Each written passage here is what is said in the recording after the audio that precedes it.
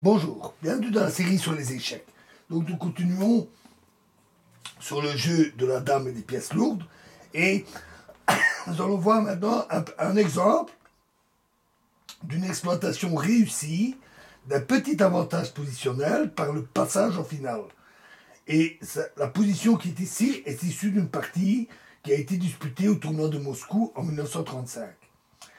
C'est aux blancs à jouer. Alors les blancs ont les pions les mieux placés. Vu que les pions C5 et E5 peuvent facilement être attaqués. Mais contrairement à ce qu'on a vu dans la vidéo précédente, ici la possibilité de menacer les rois est nettement moins grande. L'un comme l'autre sont bien à l'abri et il n'y a pas de possibilité d'attaque directe. Le plan des blancs va donc consister, après passage du roi au centre, à attaquer les pions noirs pour soit forcer le passage en finale, soit une avance au flanc des figures blanches. Donc ils ont joué dame C3, tour C6, dame C2, roi H8, roi F2, roi H7, tour A4, roi G6. Il aurait été mieux de jouer roi G8, car maintenant l'avance prévue de E4 gagne beaucoup en puissance. E4, F prend E4, tour prend E4.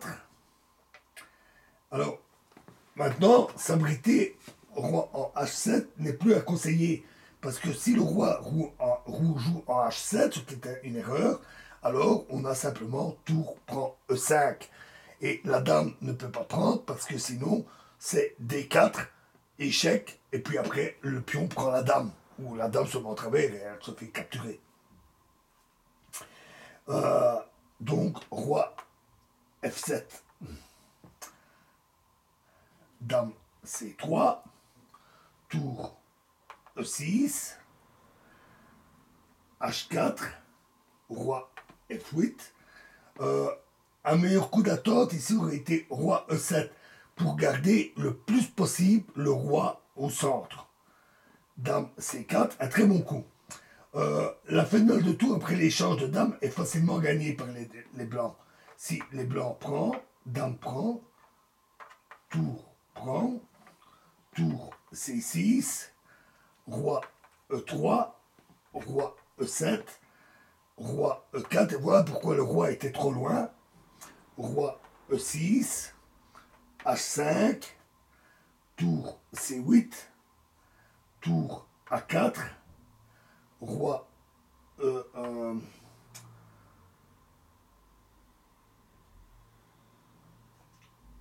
tour C, bon, bien sûr, si tour C6 maintenant, alors c'est tour A7. Et après C4, c'est tour prend G7. Puis C3 et tour G6, échec. Et donc, le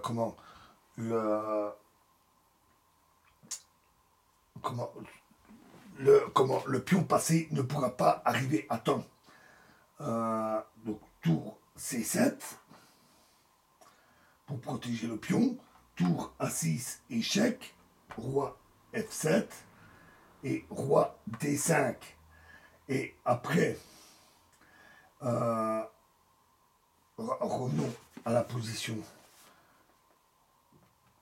initiale.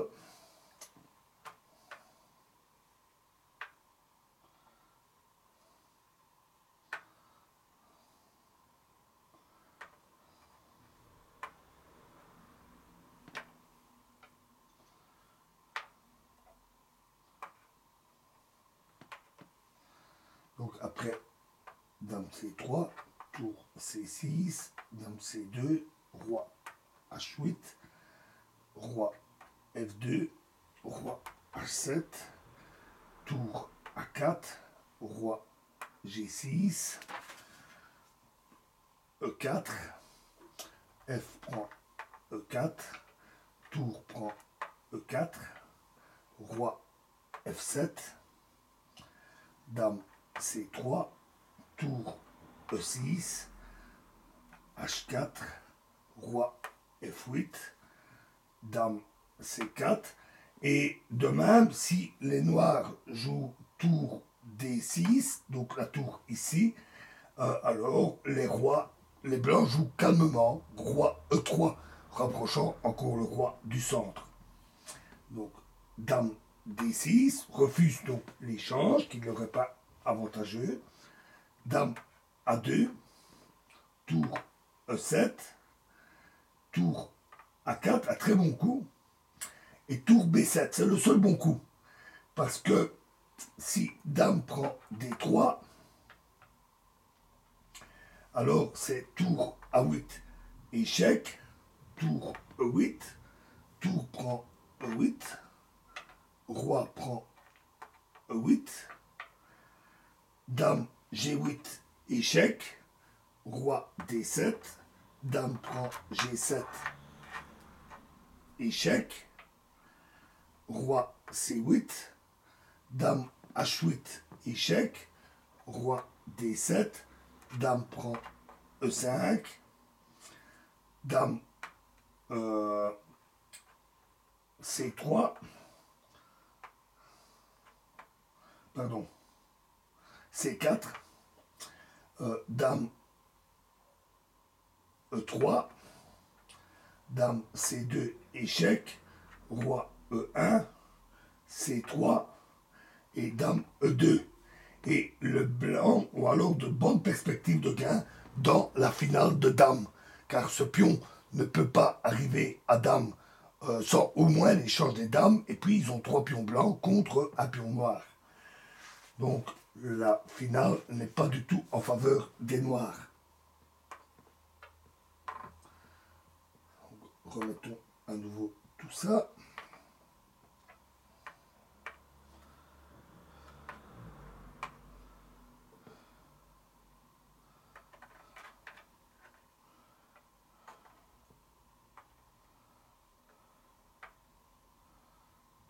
Donc après, dame C3, tour C6, dame C2, roi H8, roi F2, roi H7, tour A4, roi G6, E4, F prend E4, tour prend E4, roi F7, dame C3, pardon, dame C3, tour E6, H4, roi F8, dame C4, dame D6, dame A2, tour E7, tour A4, donc tour B7 et le seul bon coup.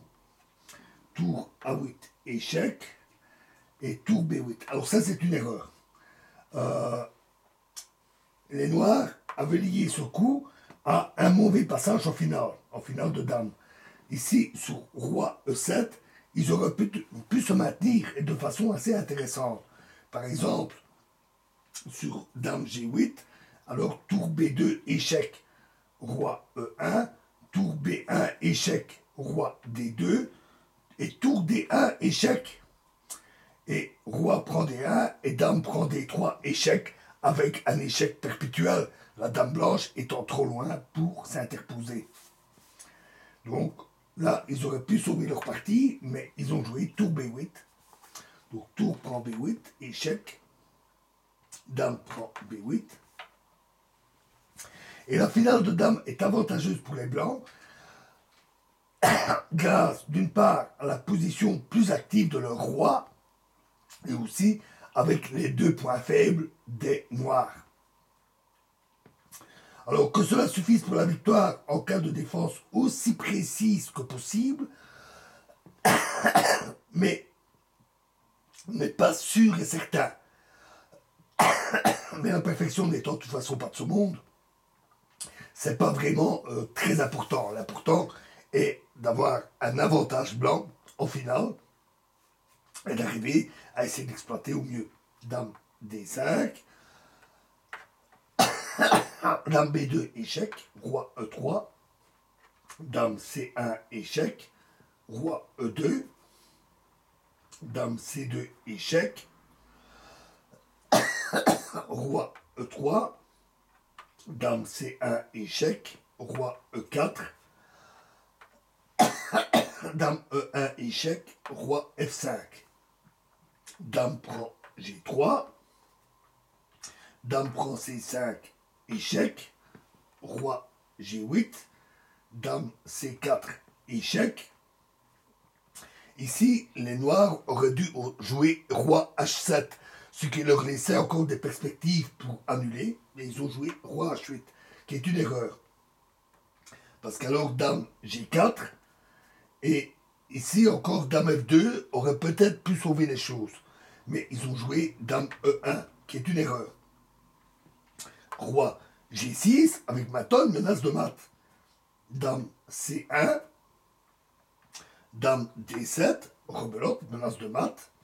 Dame G1, échec. Roi F7. Roi H7. Dame F5, échec. G6. Et Dame D7. Et là, le mat devient inévitable. Et les noirs ont abandonné. Voilà, et on verra un exemple un peu plus compliqué dans la prochaine vidéo. Je vous remercie.